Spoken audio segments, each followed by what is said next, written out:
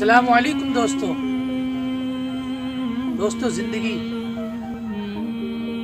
जिंदगी का कोई भरोसा नहीं है। वो लोग जो शान और शौकत से जीते थे, अपनी दौलत के दम पे दुनिया पे हुकूमत करते थे, गरीबों को इंसान न समझते थे। आज जाकर उनकी कब्रों पर देखो, कब्रों का भी नामो निशान मौजूद है।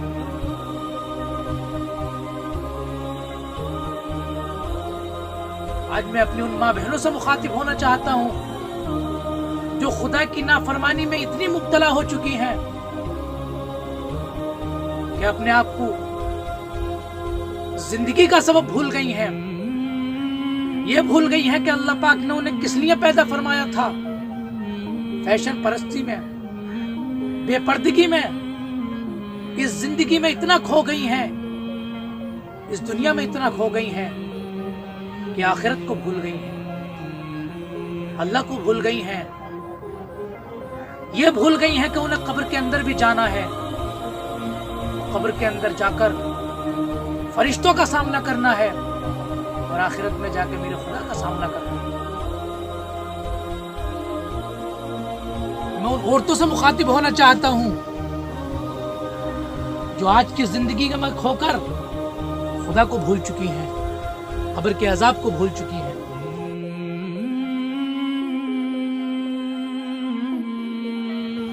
जब एक औरत का इंतकाल हुआ और इंतकाल होने के बाद में लोगों ने उसे मदफून कर दिया, कब्र के अंदर दफन कर दिया।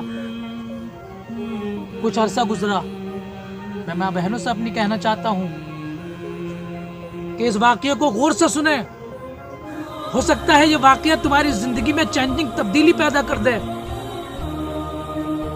जब कुछ अरसा गुजरा, उस कब्रिस्तान से, उस कब्र के बराबर से कोई मुसाफिर गुजरा। मुसाफिर जब उस कब्र के बराबर से गुजरा, उसे कब्र के अंदर से गिड़गिड़ाने की आवाज आई,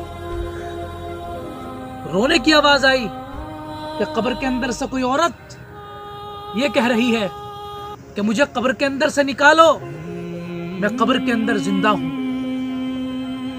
मुझे कब्र के अंदर से निकालो, मैं कब्र के अंदर जिंदा हूं। लोगों, वो शख्स फिर कब्र के पास आया। उसने सोचा हो सकता है कि मुझे सुनने में मेरी कोई कमी हो। जब कब्र के पास आया तो कब्र के पास आके जब गौर से कान लगा के उस कब्र में सुना तो वाकई आवाज आ रही थी।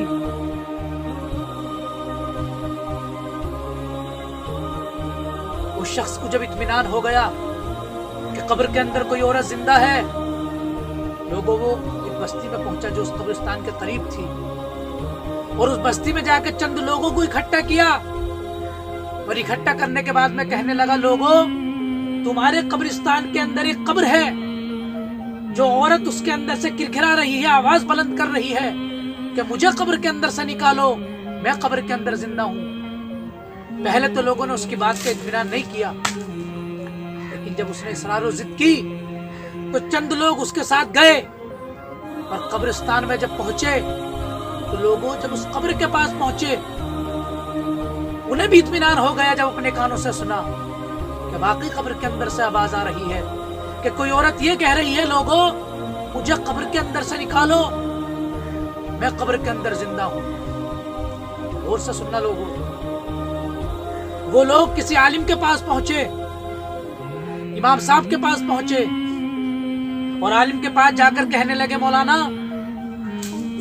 हम अपनी कब्रिस्तान में पहुंचे तो एक कब्र के अंदर से ये आवाज आ रही है कि वो औरत ये कह रही है जिसे हमने कुछ अर्सा पहले मदफून किया था, दफन किया था, कि मुझे कब्र के अंदर से निकालो, मैं कब्र के अंदर जिंदा हूं।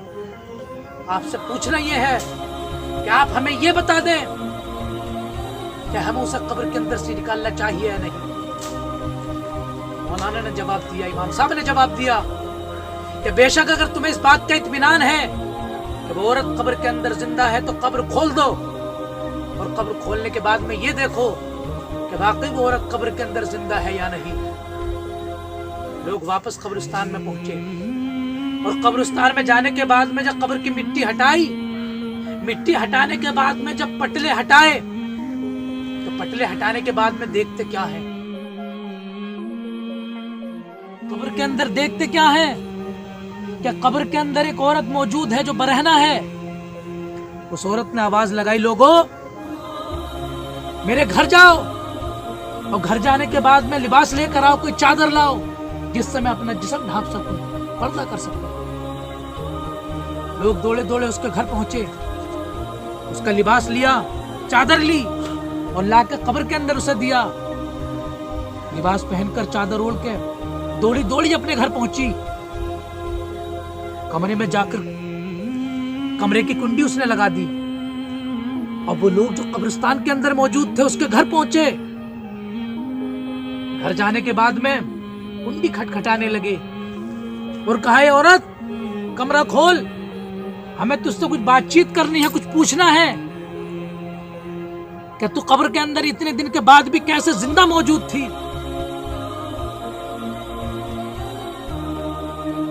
अंदर से आवाज आती है, लोगों मैं कुंडी तो खोल दूंगी,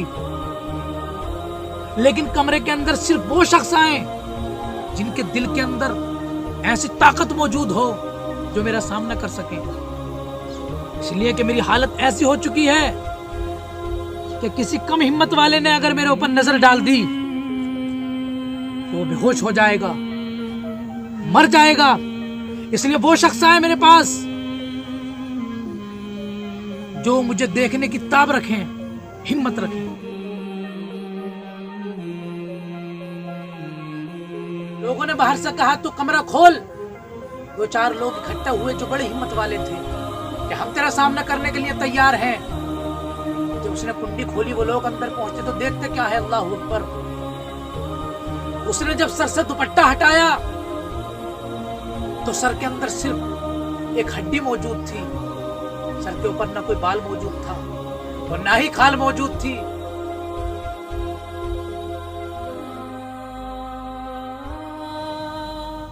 उन लोगों ने उससे खाल का सबब पूछा, बालों का सबब पूछा कि तेरे बाल कहां गए, तेरे सर की खाल कहां गई?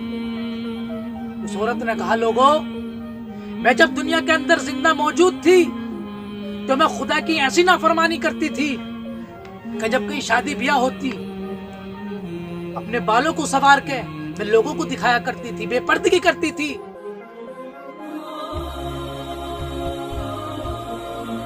इस वजह से अल्लाह पाक ने मेरे ऊपर ऐसा अज़ाब मुसल्लत किया कि मेरे बाल नोच लिए गए और बालों के साल साल मेरी खाल तक नोच ली गई। उसके बाद में जब अपने चेहरे पे से उसने दुपट्टा हटाया, देखते क्या है, क्या चेहरे के अंदर सिर्फ एक हड्डी मौजूद है, ना तो कोई खाल मौजूद है, ना होठ मौजूद है, ना आंखें मौजूद है।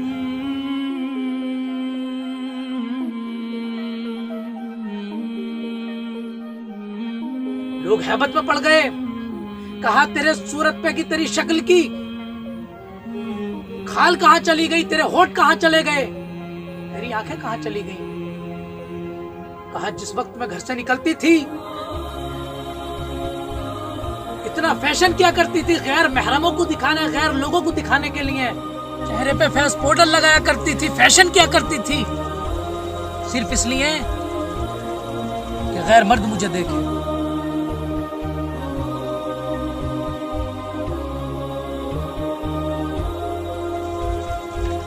जिसकी वजह से अल्लाह रब्बुल इज्जत ने मुझे उस अज़ाब में गिरफ्तार कर दिया।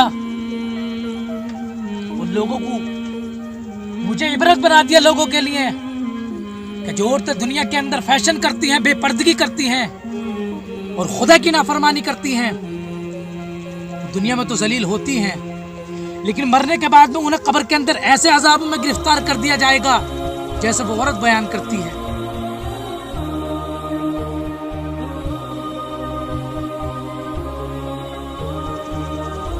लोगों ने जब देखा और ये सब कुछ बताने के बाद में उस औरत का दोबारा इंतकाल हो गया। लोगों, ये सिर्फ अल्लाह पाक ने उस औरत को इसलिए जिंदा फरमाया था, जिंदा किया था कि और औरतों को वो ये बता सके कि जो औरतें खुदा की नाफरमानी करती हैं, बेपर्दगी करती हैं, अल्लाह पाक उन्हें कब्र के अंदर कैसे अजाब मुसल्लत फरमाएगा। मेरी माँ बहनों, मेरी तुमसे गुजारिश है कि अल्लाह की नाफरमानी मत करो, बेपर्दगी में, बेहयाई में इतना ना डूबो कि कब्र के अंदर अल्लाह पाक तुम्हें ऐसे अजाब में गिरफ्तार करे।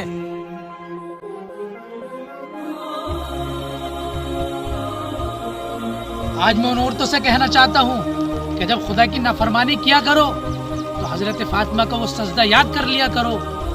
तो सारी रात गुजर जाती थी लेकिन एक सजदा पूरा ना होता था।